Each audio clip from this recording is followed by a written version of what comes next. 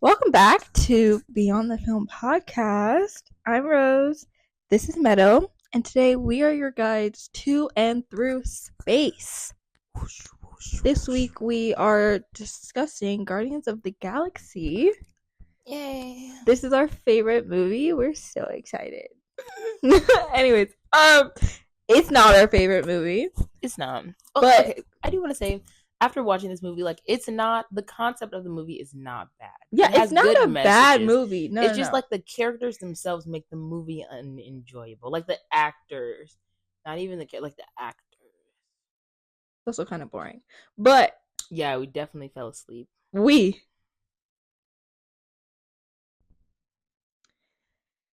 Anyways, we're gonna, try to not let our biases get in the way, and we're just gonna, this week I really want to focus on like the small details instead of like summarizing as much, not because we didn't write a lot of notes, but just because that's how the vibes are going. Yes, because as I was watching, I realized this movie it's like the bridge for the Infinity Saga. Yeah, like it tells you so much, and like if you're paying close attention, there's so many Easter eggs. There's so much foreshadowing that's going on. So we're gonna jump into that. Splash. Let's start with the opening scene. We're in the hospital. Excuse me, sorry. Mama got the big C. Peter's mom is about to die.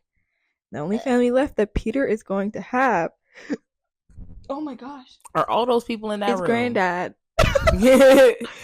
See, I don't know who those people are. Like, family of some sorts. Like, grandpa's just gonna be the one to take care of him. Like, he's gonna take him in, like, be the main one taking care of him. But see, it was that's me, mom. Nah, it was given like these are like friends of mom. Like, they don't even care about it. Like, they didn't even interact with him at all.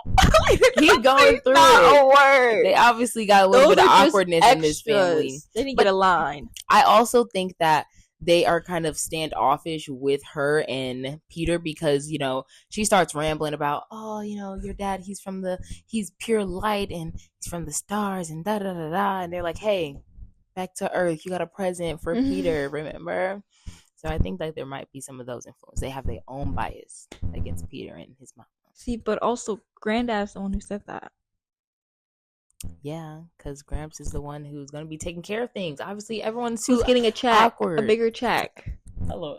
It's not all about that. He got the lines in the script. Those are just to fill in the scenes. Oh, I thought you were talking about getting a check from Peter. No! We're taking care of him. I was like, oh my gosh, oh my god. No, Rosie. You're just trying to get me canceled. No. Anyways, let's dive into that. Yes, his mom only says his praise when it comes to his dad. Like, he's an angel, blah blah blah, and she's very optimistic. Like, he's gonna come back for you. Yeah. Like, basically, like, you're fine. Like, your daddy's coming. He's amazing. Which also helps set us up a little bit for Guardians of the Galaxy 2, which we won't, dive into it, but a good foreshadowing. Yes. And then we also see in here, like, we learn throughout the movie, but like, Peter's mom means a lot to him. Yes. And like, this death was very hard on him. We don't see him like heal or go through this trauma right away. Like, he doesn't open the gift until 26 years later. Yeah. Like, it's hidden away. But like, he still holds on to her. Like, he holds on to the first tape. Like, his song, his Earth life and taste, everything is from his mom. Yeah. And we see this because like the songs are 70s and 80s songs. Like, they're not like anything he probably would have listened to on 90s. His own. Yeah. And 80s. It was like 1980. It was 88. And his name, Star-Lord, is his nickname from his mom. Mama. So very cute. Anything? I don't have anything else for that. Opening scene. I personally feel that she died in that instant right there because Peter broke her heart. He wouldn't grab her hand. He wouldn't look at her. Dang. And like she just died on the spot right there. I was like, she died of a broken heart right then and there. The cancer just So she was took over that dramatic. last piece. Or something. Peter, grab my hand. You not gonna do it? Dramatic. And they, mama, no. And she up like, yep, see, that's why you should have took my hand. Continues to ascend. As she goes to heaven. Yep. And then also, Peter's dad must have had some type of like, you know, alert go off when Peter was by himself. Yeah, it has to. Because why when she died? Because it had to be both. Exactly. Because like, yeah, not by himself like alone, but like by himself without his mom. Yeah. Yes. And right because away. why he showed up right there at the hospital, like boom. But also, why are you leaving a grieving child in the hallway by himself? Exactly.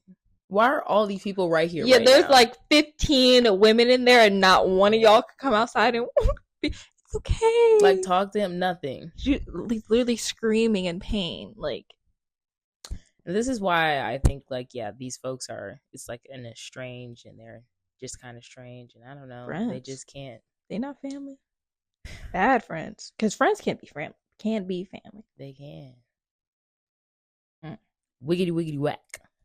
But that's all I have for that. Okay. Oh no, just kidding. Yes, I thought it was very interesting that she compared Peter to his father when she, not interesting, but ironic. I thought it was ironic that she compared Peter to his father when he showed a care for innocent life. He was like, oh, they killed a little innocent frog that didn't do nothing.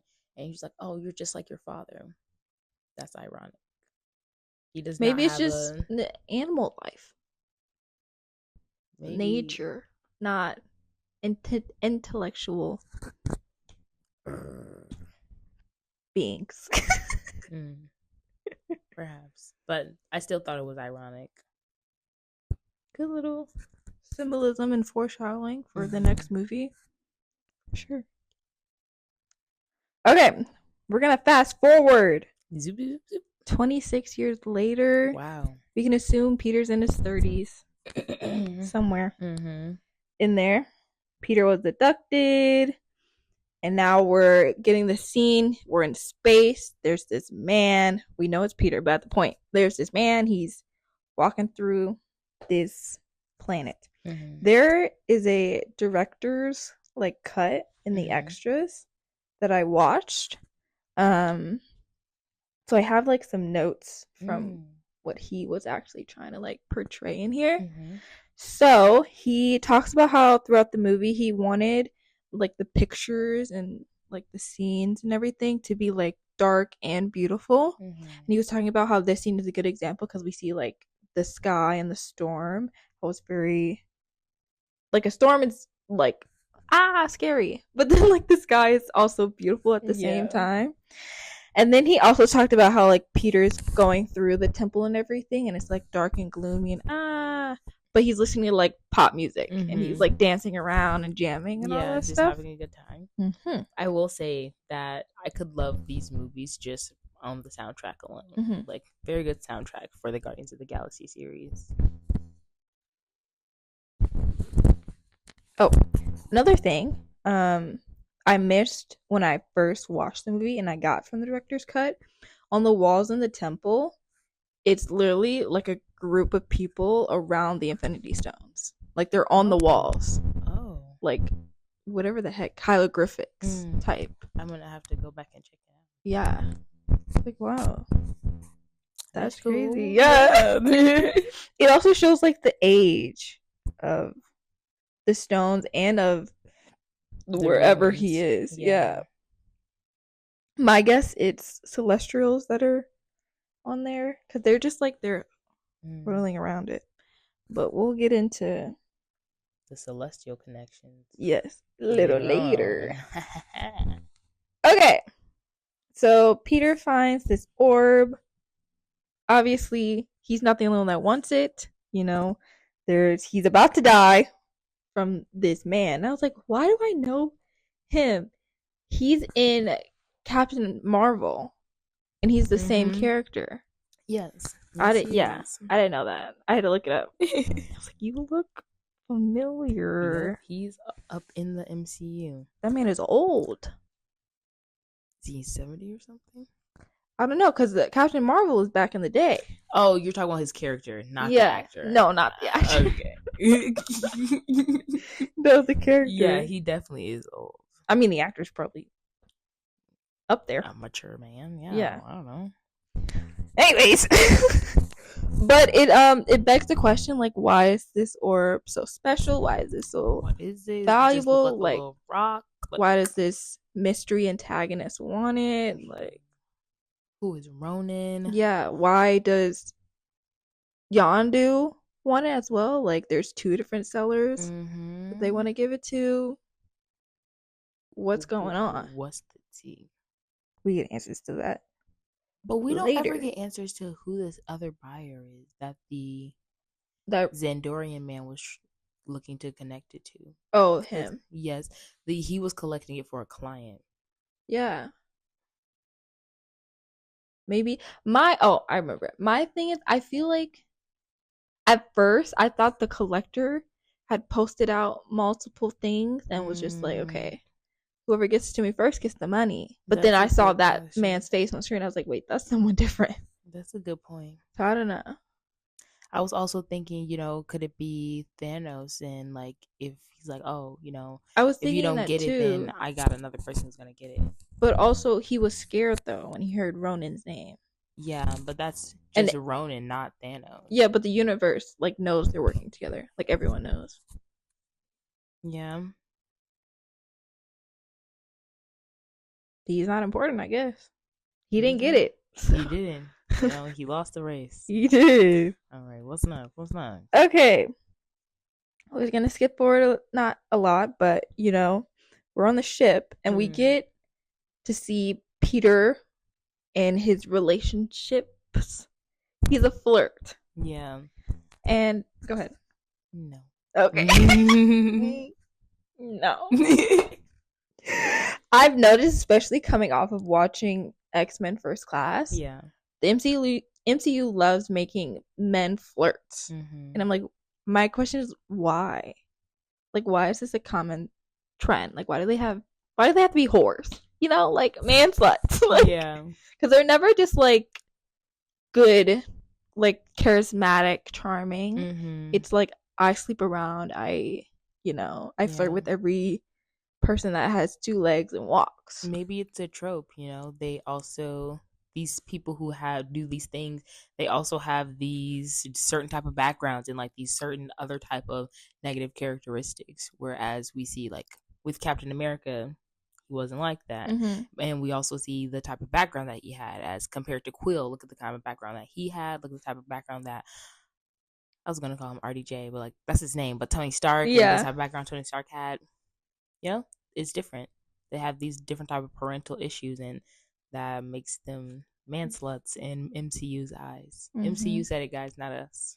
And all of them. And yeah, Captain America was my one outlier. Yeah.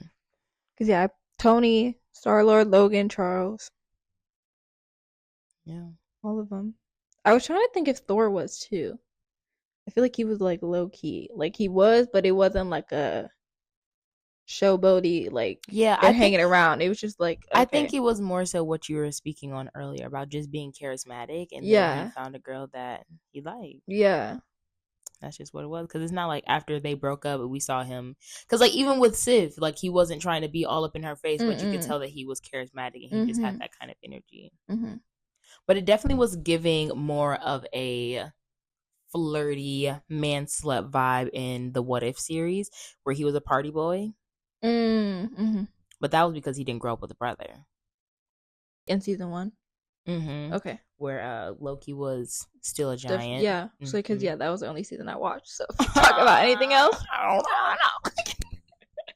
Kind of a little bored. But yeah, and then Steve is just scared of women. Oh. Well. I mean Peter too though. But yeah.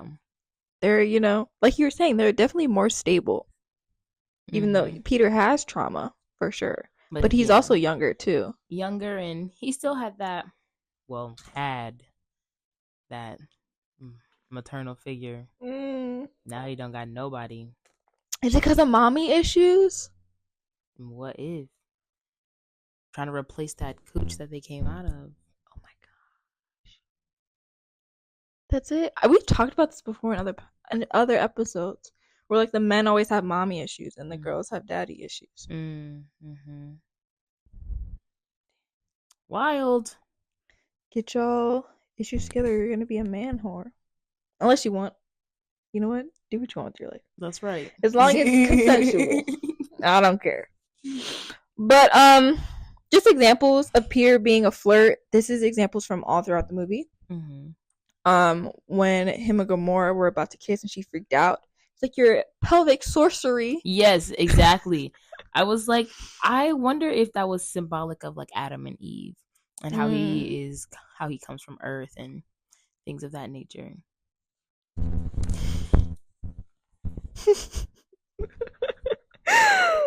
And then we'll talk about this later because I took a screenshot of all of them. But in the arrest, under one of the reasons he got arrested, he tried to manipulate a princess. There's that. And then the girl in this scene, she's on the ship. He forgot she was there. She forgot he was there, and he forgot her name. Mm-hmm. And they probably like just did something before he left to go on the planet. So, all right. Anyways, excuse me. We're gonna move to the next scene. We get introduced to the antagonist. We are actually being reintroduced to this species, society, or whatever, the Kree. Yeah, in terms of like timeline order, but not in terms of release order. They were in Avengers. Like the Kree, not Ronin. No, yeah, I know what you mean. Yeah. The Kree was from the people who helped Loki. That was they were called the Chitauri. Oh. Yes. Then where are the Kree from? The Kree are from Captain Marvel. Oh. Yeah, that's why I was saying not from. But that guy is from Avengers. Thanos' little sidekick guy. Yes. I think that's why I got confused. Yes, because he was talking with Loki. Yeah. Yep. Never mind. Yeah, that's how he gets the people connected. But yes, we do meet the Kree again. This is not the last time we hear of the Kree. Yes.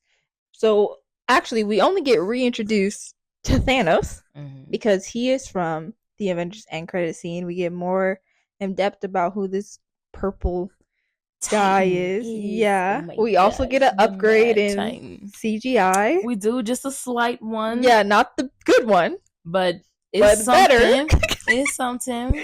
He's not like Barney anymore. Cool, that was saturated. Yeah, now he's just a video game character. That's what it was giving. It was giving that for Groot as well when they were doing the prison stats. And he was like stepping up close to the prison screen. I was focused on what the words were saying. I was trying to read it. Bro, Quill has a translator in his neck. And that gave me the impression like, oh, so people aren't just like speaking English everywhere. So that's good. I'm glad to have that kind of context. We've talked not on camera, but like off camera. Anyways, antagonist Ronan.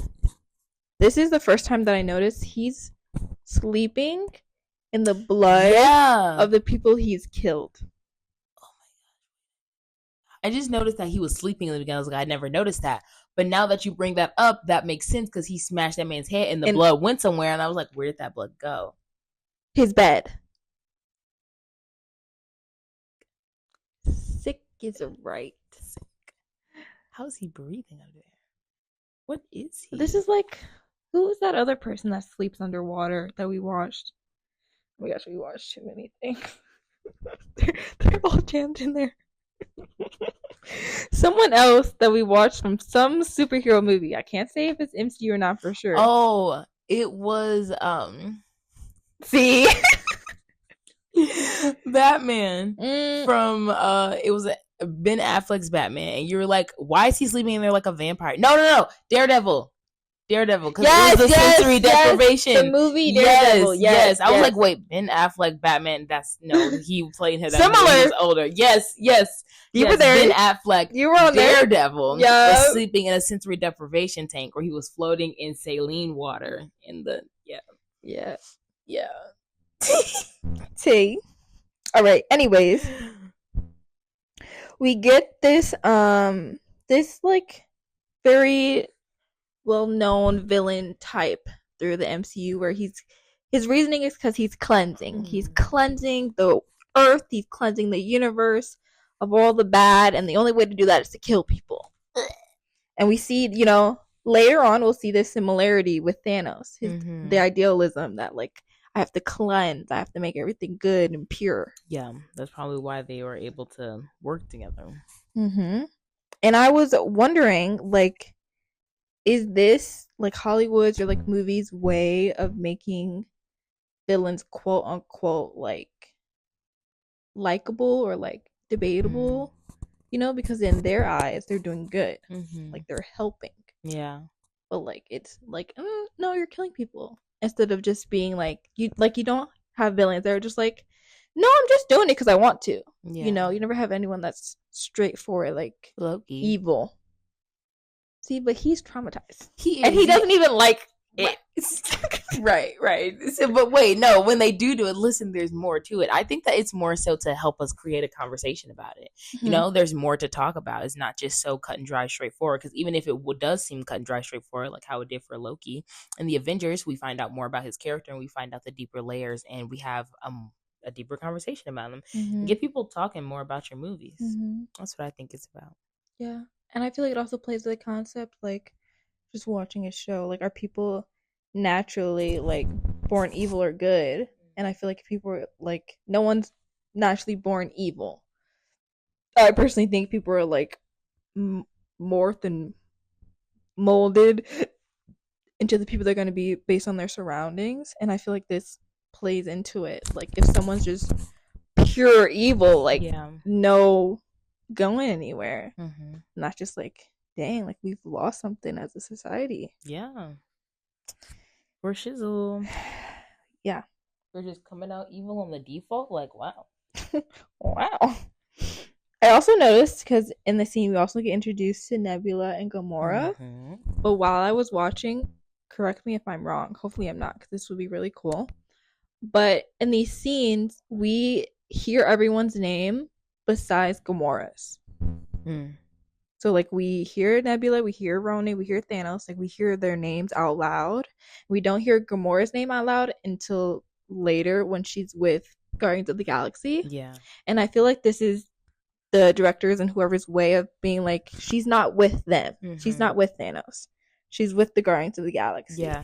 Even with when he was, like, accusing Gamora of all those things, he doesn't even refer to her as Gamora. He's like, oh, just my favorite daughter. Yeah. More hits to the soul for Nebula. No, we'll talk about that. Yeah.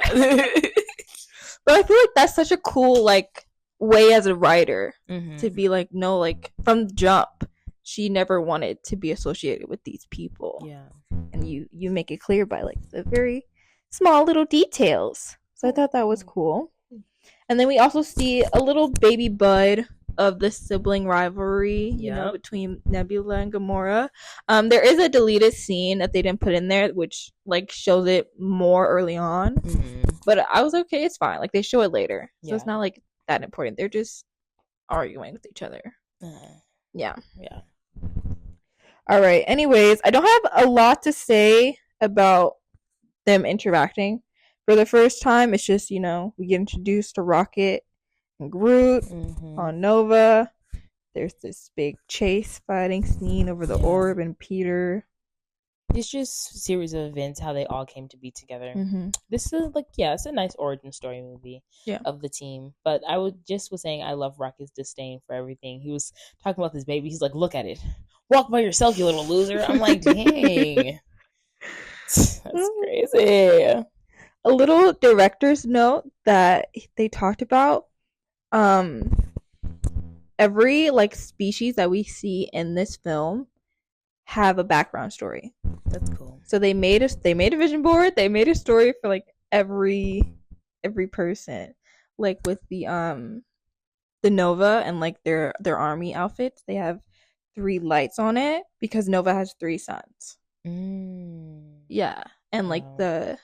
the pink people, Mm-hmm. they have their own like history and story and background. I was like, this is what I would watch for like what if episodes or Yeah. like little short films or whatnot. Mm-hmm. Like, who are these people? Yes, no, literally. And did think that it was a very interesting little note that they included that the Creed didn't care about Ronan's actions. They're like, yeah, we signed your peace treaty. Whatever else is going on, it's not our problem. Yeah, Like, I wonder if that's what was outlined within the peace treaty, or like, it's very interesting. Yeah, because it definitely gives like he's a solo entity. mm-hmm. Like he doesn't have anything to do with the government. Yeah, because he was literally expressing how he didn't like that they signed the peace treaty in the first place. Mm-hmm. He thinks that they're losers. He's like, oh, Mm-hmm. I'm not gonna do that. I'm gonna take back by force. No, we're not gonna put the fist up. Yeah, that's the one. All right, fast forwarding to when they get arrested. Ooh, prison time. So I took a picture of all of their little descriptions, and I knew you were. I'm just gonna say like the important stuff. With Gamora, we see foreshadowing again for the next movie. It says she's the last survivor of however the heck you pronounce that, her people. And we see like that background, that story in Guardians of the Galaxy 2. And then we also see all of like the implants that were put on her from Thanos. Like we get all the descriptions. And I feel like we see it much more with Nebula. Like we see her modifications in her. And I feel like that also describes their relationship with each other and their relationship with Thanos. Like she is the golden child. Like she's the perfect sister. That's why she doesn't have as many visible changes to her because she didn't mess up. Yeah. And then we have Rocket. We see because we hear Peter. I forgot his name was Peter when I first turned on the movie. Peter. Who? Crazy. We see Peter call him a raccoon, and we see later in the movie like I don't even know what I am. And so we see like he's had changes. He's had enhancements that they call it, and he's not like illegal what's it called, experiments on a lesser life form. Yes. About him. And he's technically from half world. I don't know what that is, but it's not Terra, so he's not a raccoon. From Earth, at least. Yeah. And then also he's a trash panda from half world. Also with his associates, it has Groot and it has Layla on it. Oh. Yes. So I wonder, like with a Y? Yeah. Oh, I wonder if that's Layla from Moon Knight. No, it's Layla from Guardians of the Galaxy 3. The bunny. Not the bunny. The otter. Oh, okay. I forgot that her name was Layla. I literally forgot all about that. Yeah, because you don't like these movies. Dang. How many times did you see that movie? Just once. Dang, you just remember that? That's crazy. Crazy. Yeah, because I cried when she died. Oh, LOL. Dang. You were. Oh my gosh. R.I.P. Literally sitting right next to me. I just remember that he said the F word and that he didn't die. You're sitting right next to me. All of his friends literally died. She was like, me and Rocket go, me and the bunny, me and Rocket go, and then boom, dead.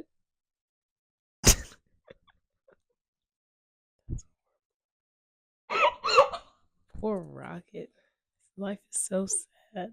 Yeah, there was a whole movie about it. Bro, I literally made it like everybody is so depressed and like it's a team built on trauma and depression, like and loss. Yeah. And he was like, yeah, we've all lost people. They literally have. Literally. Speaking of Groot, there's a little background story because you know the director, he loves background story. He was originally with Groot was with some doctor, some guy, that was taking care of him, and they were all arrested in some sort of jail. And the doctor was dying. Rocket was there too, and he's like, "You have to take care of him. Like, I'm dying." And that's how Groot and Rocket got together. Wow. Yeah. That's so crazy. And sad once again. Drama. And if you couldn't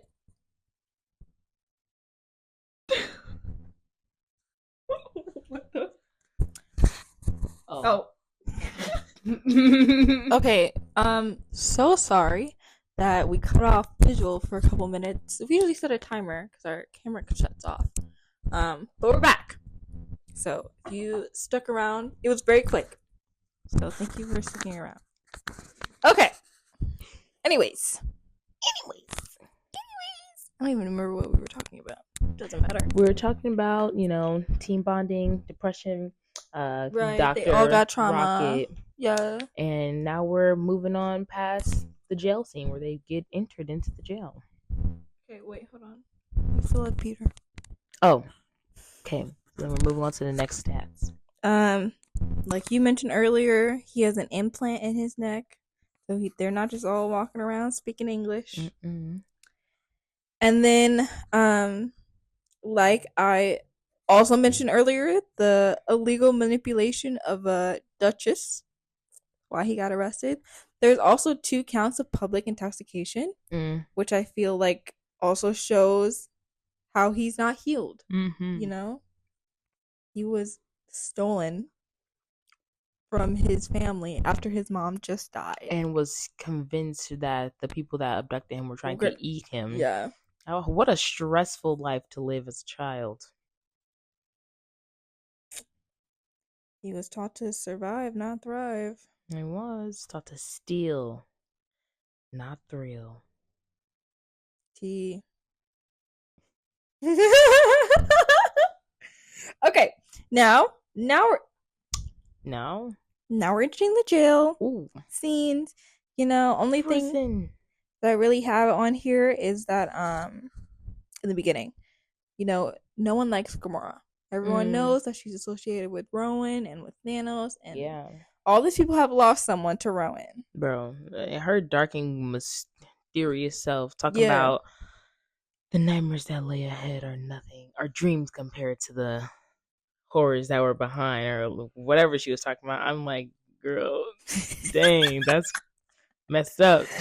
Yeah, she's trying to put on a brave face. Like, she going through it. These people, I'm scared of them, blah, blah, blah. And yeah, we can tell. I feel like the first time we see her break is when they like tap on the glass and she jumps. Mm-hmm. Like, she's hiding something. Like, something's going on. She's not this stone cold killer that everybody thinks. I'm not any family to Thanos. Exactly. And yeah, what you just said. Yeah, she's trying to portray Thanos like that is not her people. Blah blah blah blah blah blah. And we meet Drax. Yes, I didn't really write anything about that. Me neither. But just we meet Drax because he's also interested in slaying. Yes, but and we will. Bro, why were they sleeping in a pile? Their door was open, so I think they just walked in. Like, but it also looked like it was just like it didn't look like that was just somebody's room. Like that looked like it was a common area, and they just decided to sleep there. But everyone had their own cells because, like, when things were hitting the fan. Also, when they went back, it was like the gate was down. So, like, I don't understand. Me neither. But let's continue. Okay, and then we go to the opposite side.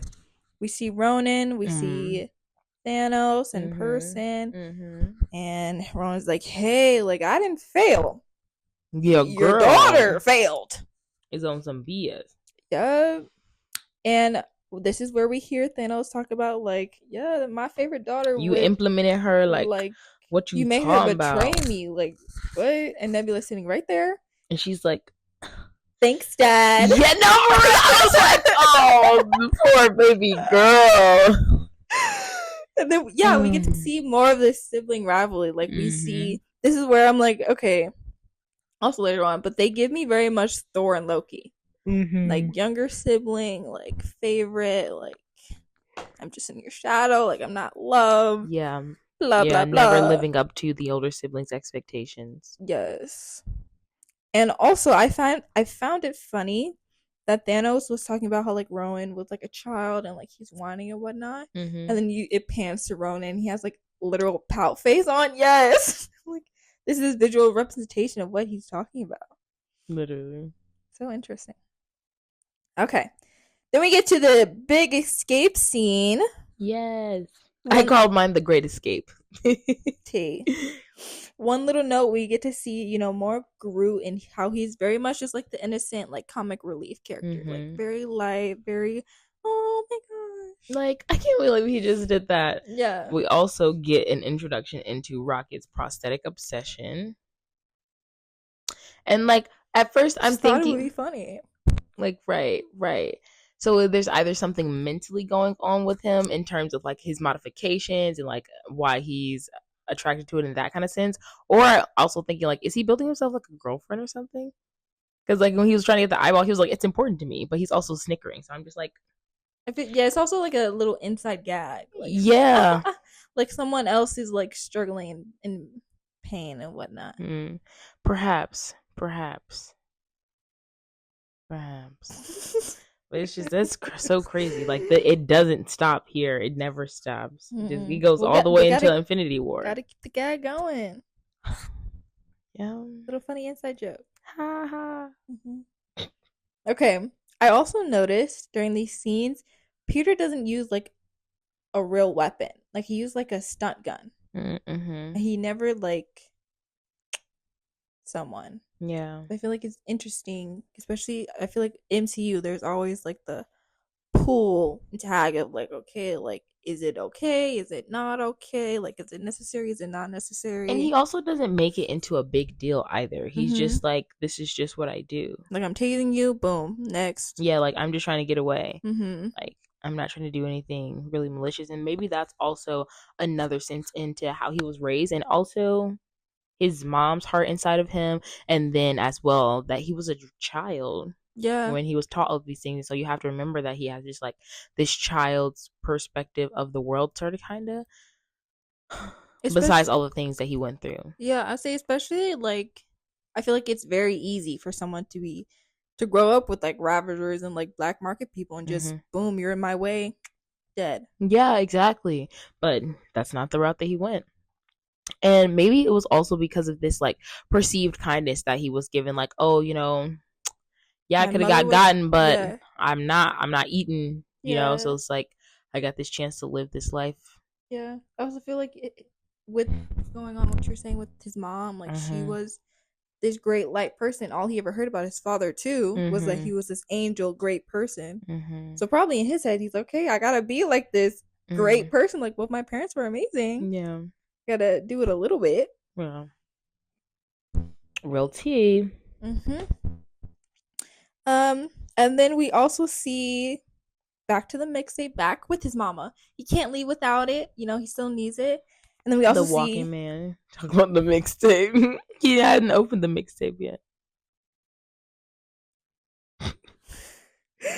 we also see, like we said earlier, that he hasn't opened the other mixtape, so he's not fully healed. He's still Holding on working to through some stuff. trauma and working.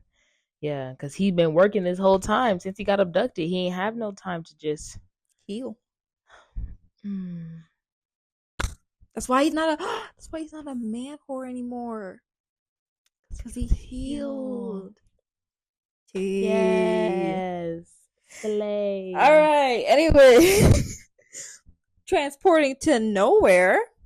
This is our first vocal mention of celestials. Like This is a what? celestial head. They're mining like the organic matters and stuff like that, which The is very juices and the brain. yes, very similar to if we fast all the way forward to Captain America, the newest one. They find what's that element called that Wolverine has? Adamantium. Yep, they find that, so we know that like these beings hold like these special powers, special elements, because they're selling on the black market. So it's something valuable. Something. We also learn about the Infinity Stones. We get set up for the saga with the collector. At this point, we've watched Dark World 2 already, so we hear about it in there as well. Yeah, I forgot like that. he gives us like the whole thing, like, oh really? Yeah, like these are the Infinity Stones, and like LMFAO. like, you know, the ether is this one. That's crazy, because I was like, wow, that's such a good Easter egg. Like the ether, I see it. right. Yeah. Definitely still like a little cameo, more like than an Easter egg. Yeah. Okay. Reintroduced again to the Infinity Stones for the people who forgot. Did they in Thor, did they like talk about any others? Like, did they specify? They didn't really. I don't remember for sure if they named all of them, but we were definitely shown them in the book that Odin had. But like just the stones. Yeah, we were shown the stones. Okay. But we didn't show like what they were inside of or anything like that. But in here, we did. Yeah. But we only saw 2, the ether and the tesseract. Yes. We didn't see the other ones. Yes. So it's just now confirmed about 3 stones. Because we see the cube in their little vision, the tesseract. We see the ether, and then obviously the purple power stone, right? In the orb. And we get to hear, I wonder like, where the Mind Stone comes from. I don't remember where he got it from. I know that he says where he gets all of them from, like throughout the movie, as all of them are being collected. The staff.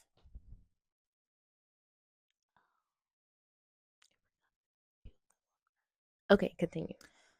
And we also, speaking of Celestials, my interpretation is that they're the only beings that can actually like yield the stones without like dying. Yeah, because we see that vision of the Celestial using the stone. And they're like, no one else can. We get a very visual representation. Homegirl dies, R.I.P. to her. We also get, the director put in Easter eggs for like the comic book lovers in here. Howard the Duck. Yep. We did an episode about Howard the Duck, the movie. We did on our first season. Yes. Check it out. It will be linked at the end of this video. Also, Cosmo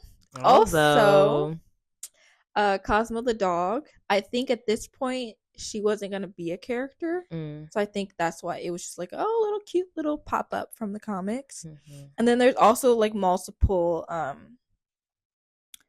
aliens and stuff, from majority of them from Thor, the Thor movies, like the elves and all that stuff. Yes. Okay. Well, also on Nowhere, we get to see, you know, the part before the goodness, you know, the anti-hero group not getting along. They're butting heads. Like, Drax and Rocket are drunk. They're fighting. Rocket all is, the insecurities are coming out. Yes, very vulnerable. Yeah. Very like, I don't even know what I am. Like, you call me names. Blah, blah, blah. And also Drax insecurities, like, he wants his revenge. Like, he is angry. He is tired. He called Ronan. Like, it's time to do the deed. Like, I'm tired of waiting. Insane. Insane. It's time to do it. And this is what hits off our first peak climax, big moment in the movie. Ronan shows up. They're trying to get the orb off the planet. They're fighting. Yeah. Blah, blah, blah, blah. Hoopla, hoopla, hooplay. I feel like this fighting scene is a good example. We were talking about how they all have trauma, but also because of that, they all have hard exterior shells. Like, Rocky wouldn't have said any of that if he wasn't drunk. Nope. You know? Like, they're all wall in front of like this pain and hurt that they're experiencing. Yeah. For Rizzle. My nizzle? Exactly. Exactly what I was gonna say. Okay. We see the sister rivalry. they're trying to beat each other, be the one. They both want to escape their father, Yeah. but they're both going down two separate paths. Like Yeah. Gamora's like, I want to get away, and really, I feel like in the beginning she's like, I just want to be with myself type, and then she stumbles upon this group that's gonna do good. Yeah. And then Nebula's like, I'm just gonna I'm taking the first ship. Like if it's evil and bad and I gotta kill people, I gotta kill people. Yeah, like whatever I need to do to get away from him. Mm-hmm. And so we see this contrast between these two sisters who have been through the same trauma, been through the same damage, Yeah. but are taking it, on two different roads. Yeah. But also I feel like we still see like Gamora is still like an older sister. Like she still cares about Nebula. Yeah, really. She cares about her well-being and like still wants to reach out to help her. She's like, yeah, sorry, girl, I had to do what I need to do to survive, and like as did you, but hey, we're getting away from this now, and like we can still like love you down like bad. I'm not trying to kill you or nothing. Love you through the trauma, girl. Right. Like I wish you well. Nebula's hope we can have a relationship. Die. Literally. I was always compared to you. Like, she got that anger to work through. Speaking of anger, we see Drax overcome by like revenge, and he even said that like he was blinded by his anger and rage. And I feel like it was such an interesting moment that him and Ronan had. Like you killed my daughter, you killed my wife. Ronan's like, yeah, I don't remember that. Like, I don't know what to tell you. Yeah, who are you? Yeah, I feel like that's a good example of someone just being so like blinded by the hurt and pain that they cause, and the other person not given two F's.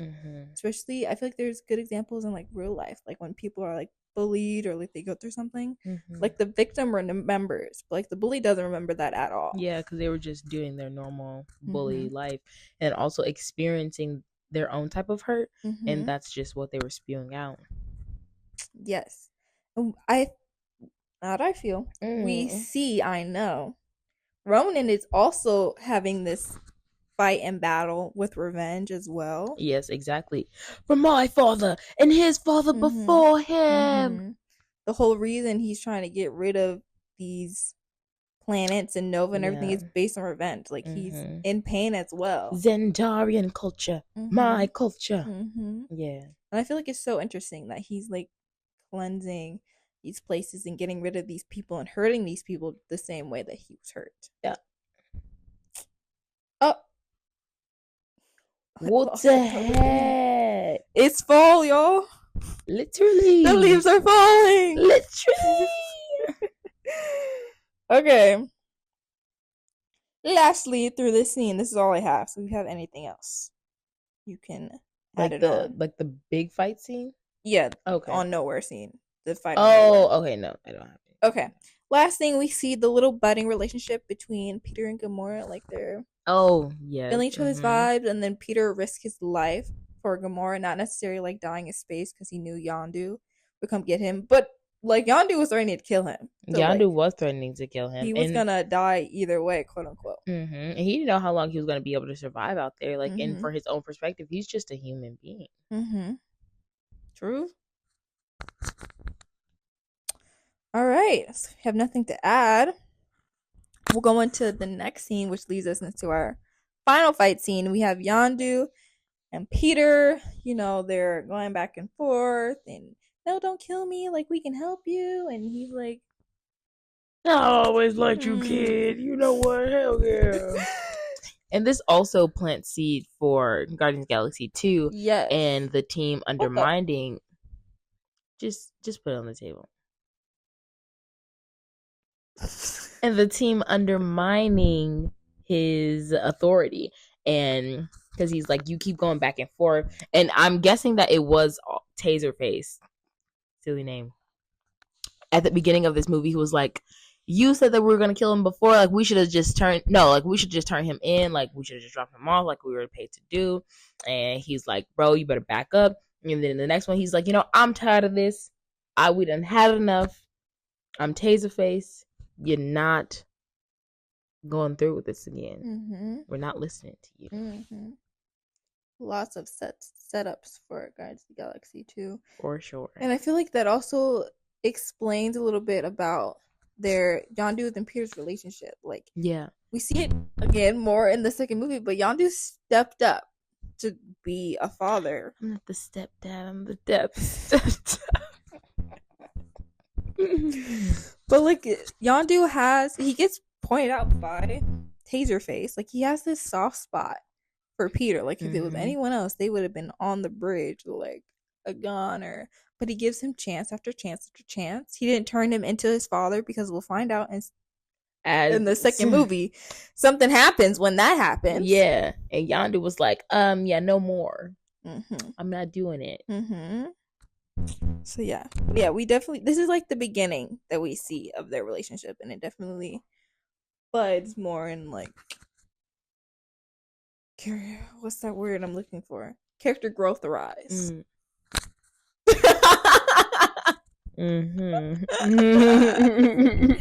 I know what I said. Andy. Okay. Here we are. Last little big scene. I literally only have 3 notes, so you got something, jump in. You know, we're getting this change. So we're getting this hero aspect. Like, we're gonna stop Ronan. We're gonna save Nova. We're gonna be the good guys. Yeah. They come together. This is their first like team fight together. You know, they team up with the Nova Army. Yes. They beat Ronan. For sure. Yeah, we mentioned earlier sisterhood battles. I wanted to mention that we see the Mother Nature in group in the moment that the ship is falling, and they would all be big dead if they fell and crashed. He sacrifices himself. He did, and with tears in his eye, he says, "We are Groot." Such symbolism, because I'm pretty sure he said that again in Guardians of the Galaxy 3. Wow. I definitely did cry when I first saw this movie. I was like, oh, this one. Yeah. Okay, I was like, you don't remember the third one. What do you mean you cried? I was sitting right next to you. For Guardians of the Galaxy Volume 1, yeah, definitely cried. And Rocket, he's sitting there like, oh, I called him stupid and da-da-da. I'm like, yeah. He's lost some. We'll see also in the third movie. Like, he lost all of his old friends. But so then he should have known to treat his friends better, because what I got from that is, yeah, be nice to your friends. You never know when they're going to die. Like, what? But, they have a little dance battle. Dancing and friendship save the universe. Just like one of those iconic 1970s movies that he probably watched as a kid. Yeah. He mentioned Footloose, so. Yeah, and he's like, is that still the greatest movie of the world? He's like, it never was. That their whole little interaction was so funny. Anywho, though, back to this movie. I thought it was very fitting that Peter saw a sea of planets in his like lucid dream to death before he grabbed Gamora's hand. Because, without saying too much, we'll see what's going on with his daddy in the second movie. And yeah, just going back a little bit to when Ronan got the Power Stone and was like taking it for himself. The theme of this movie is like daddy. Excuse me. The theme of this movie is daddy issues, like and mommy issues. Yeah, but like a main seed being planted is like daddies. Everybody got issues. Everybody got some issues, and they got a lot to do with fathers. All right. Well, that's what I had to say about the fight scene. What about the conclusion? They get a fresh start. For more crimes. Wow. Like, what are they going to do with that fresh start? Gonna do some good? Gonna do some bad? Gonna do a little bit of both? And he opens up his heart with a gift from his mama. He's healing. And then it's mixtape 2 leading into Guardians of the Galaxy 2. Yes. More like foreshadowing. Groot is born again. Well, yeah, a new Groot, a baby Groot. Bro, I didn't know that it was supposed to be like when I very first watched it. I didn't Mm-hmm. know it was supposed to be like a whole different group. Mm-hmm. I was like, why doesn't he look like him? Why he look different? Yeah. But still cute nonetheless. Yeah. And then one extra little note from the director's thing that I noticed. So Mm-hmm. Drax's skin, not CGI. Like Mm-hmm. that's makeup. That's Mm-hmm. prosthetics. They put that on every day. That's good. Yeah, and I was like, bring that back. Please, because he looked good. Yes, like bring back makeup artists. Like hire these people. You're spending millions of money on CGI when you can just hire a makeup artist. Let's close her out. Mm. Um Obviously we said it before. This is not our favorite movie. Mm-hmm. It's actually my least favorite series in the MCU. Yeah, But rewatching it is not like a horrible movie. and it has like good values and morals behind it, and I do enjoy it. Yeah, it's a good bridge. Like it's a good movie for the Infinity Saga to be like, okay, like this. Oh my gosh, that's Thanos. Blah blah blah blah hoopla, which I feel like we're egging for. Yeah. Currently in Phase 5. Like, give us this. Yes. But on the other hand, I was bored. I was doodling in my notebook. I was scrolling on my phone. Yes. So yes. I was watching it on my iPad, so I wasn't able to draw. Unfortunately, I'm like, oh. So I just gave her a nice average 3 out of 6. Yeah, I would agree. Mm-hmm. And it's just, yeah, like you said, it's mid. It's chill. Like I wouldn't like watch it on my own.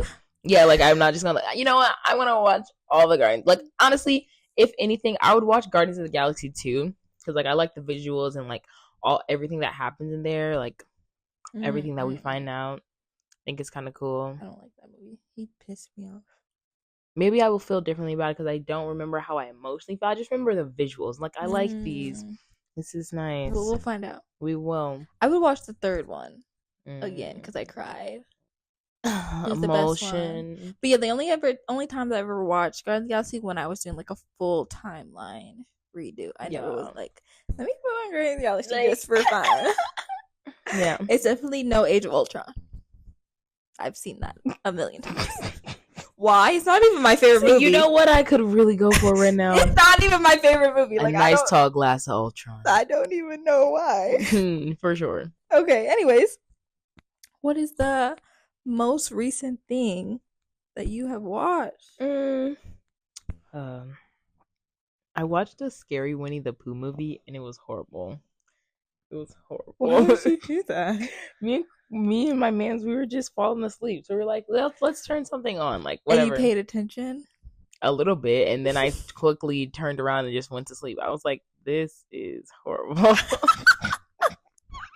And it's not even like the story plot was horrible. It was just like the acting and the quality. That's the worst. Yeah. What about you? The most recent thing I watched was Life with the Walter Boys. Oh, Walter Boys.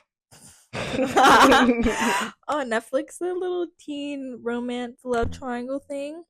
Gay love? There is gay love, but it's not the main focal point. However, this was season 2. I felt like season 2 was just a rewrite copy of season 1. Oh. Like it ended the exact same way. And I'm like, we've gone nowhere. With different characters or the same characters? The same characters. Oh. So it's a love triangle. And she's dating a brother love triangle. She's dating one. Freaky. She's dating one brother. But she's also like falling for the other. And so at the end of season 1, she kisses the other brother. And then she runs away. So season 2, she comes back. You know, there's still turmoil. And then she gets back with the first brother. And then guess what? She tells the second brother that she loves him. And then she runs away? No, it cut out. End of the season. That's exactly how Vampire Diaries is. Like, it's a love triangle with 2 brothers. And it's a pull and tug between both brothers the whole series. Like, I don't want to see the same thing. Like, flip back and forth or something. To get with the other brother. Like, I could have just rewatched season 1. No. I'm bored. She has to come back. Anyways, thank you so much for watching this episode. Yes. If Guardians of the Galaxy is your favorite movie, persuade us down below. Yeah. Why Hope we didn't we offend should, you. yeah, why we should look at it in a different light. What were we missing from the movie? Tell us. Tell us what you see. Yes. All of our socials are down below. We also have a second podcast that we post every single Saturday. Yay. So if you haven't watched any of those topics, they're like trending current topics that people are talking about on media and TikTok. So go check one of those episodes out. And we will see you next time. We're watching Agents of Carter again. Oh, yeah. Season 2. Get excited. We'll see you then. Bye. Bye.